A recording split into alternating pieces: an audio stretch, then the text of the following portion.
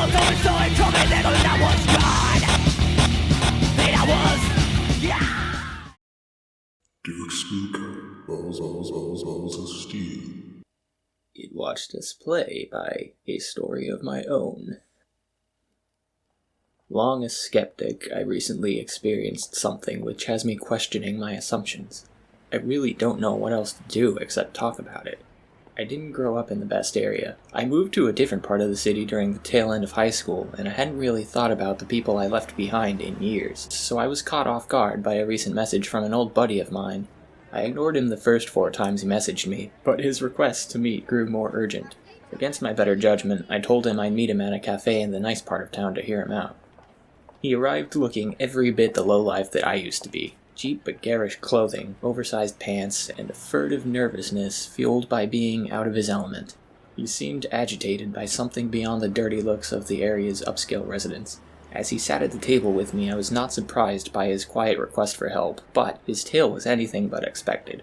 There's this building, man. An old dump 2 empty lots down from the kick-yard, you remember? I did. The ramshackle warehouse had glowered at us from a distance throughout our childhood. It was ancient, part of the town's original history, and I remember huge faded letters on the side that hinted at its former use as a factory. Yeah, what of it? I asked. Well, me and Rick got into scrap metal lately. Jeff, I can't be involved in that kind of thing anymore, and you shouldn't either. It's not that, man. You're made now. You got out. You're lucky. I would never ask you back in, but it's not that.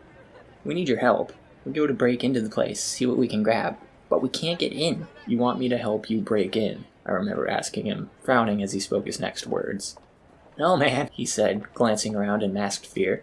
You know us. We got skills. I'm saying we can't get in. Rick breaks the lock off, opens the door. It's bricked. They all are. We go to the windows. They're barred. All of them. We figure maybe something valuable's inside. Scotty got a damn blowtorch from the shop. These bars, they look old, but they're not. You gotta hear me. There is no way in. I felt a small chill descend over me as I listened to his sincere worry. He didn't know what he was afraid of or why, but he knew that something was severely out of place in his neighborhood. My old neighborhood. Fine, I conceded, but with no small doubt. I'll come take a look. He nodded, but didn't look too happy. It almost seemed as if he was hoping I'd refuse so we could just forget the whole thing. I met him in the dim orange light of evening after changing out of my suit and dropping off my valuables at home, as I wasn't certain the residents would recognize and remember me. Rick and Scotty stood with him at the corner, no need for concealment. Our neighborhood was no place for cops. The old crew back together, imagine that, Rick commented, but he seemed nervous. Let's just take a look at this thing. Nothing illegal, all right? I asked. We're cool, he replied. You've got your life, we've got ours. We traversed the old yard, and I remembered games of football and kickball in bright summer light. Not everything about growing up there had been bad, but I could already see the building in question, backlit by the fiery sunset. It seemed to watch us as we approached, and I remembered the fearful stories we used to make up about it. Decrepit, towering brick soon shaded us. I avoided stumbling on an abandoned soccer ball. It seemed that nobody had wanted to come close enough to retrieve it. Looking back, the surrounding vacant lots seemed to stretch to the horizon, lending an uncomfortable isolation to the area. Over here, Rick said, leading us out of the building's shadow and toward the back door. I examined the busted lock, noting the marks the crowbar had left behind. Only silent brick lay beyond. I ran my fingers across it in the orange twilight. It's the same, I realized. It's the same brick. Look at the wall. There never was a door, or it was sealed over soon after the rest was built. We checked each door, finding the same result all around. I told you something's wrong with this place, Jeff said, visibly agitated. Why would someone just up and seal a place like damn Fort Knox? Having no answer, I could only shake my head and examine the bars beyond the high broken windows. Standing on my toes, I could see the black mark where Scotty had tried to burn through. I was out here for hours, he explained. They never came. I tried scratching one of the bars with a key, only managing to scrape some dirt. Intuition told me they were made of a metal far tougher than what was normal for the time. Well, one thing's for sure, I commented. Someone really wanted to keep people out of this building. Anyone have a flashlight?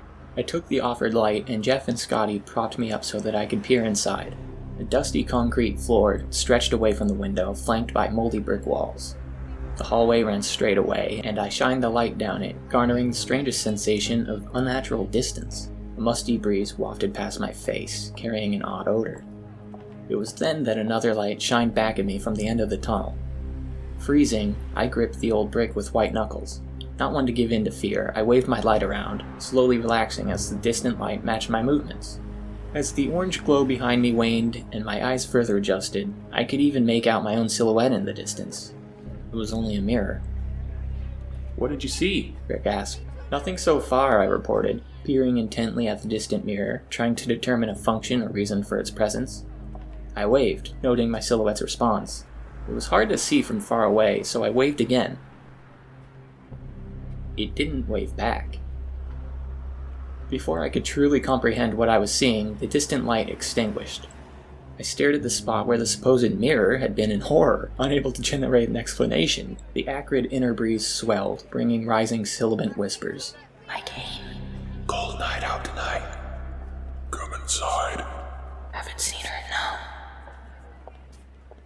no. I'll slit your throat. Screw this, I shouted, stumbling off of Jeff and Scotty. There's something in there, something wrong. We need to just get the hell out of here and never mess with this again. I began storming away, heading for the open lots where the sun's dying light still offered some solace, but they refused to follow. I turned to find them all watching me with despairing eyes. You can run, but we have to live here, Jeff pleaded. We can't just forget about it. I threw an arm in the air as a series of arguments died on my lips. Call the cops, I thought, but of course they couldn't, and the cops would never come. Call the government, call the media, but nobody would listen to his street crew. Leave it alone, let the building sit there near the kids, a festering blister on the sanctity of reality, quietly waiting to unleash something horrible someday. Maybe I'm overreacting, maybe it's nothing, I finally told them. I don't know, let me think about what to do next. It's been 2 days. I haven't heard from any of them, but I have no idea what to do in any case. The more time that passes away from that place, the more I wonder about what I saw. I figure I should just forget about it. What is there to be done? I did look up the building's records and confirmed that it was nearly a century old, but curiously, nothing was listed under the building's purpose and contents. I don't mean that the entry is blank. I mean that somebody literally wrote the word nothing. And that's part 1. This is being a smart person and starting off with a 2-part story, goddammit.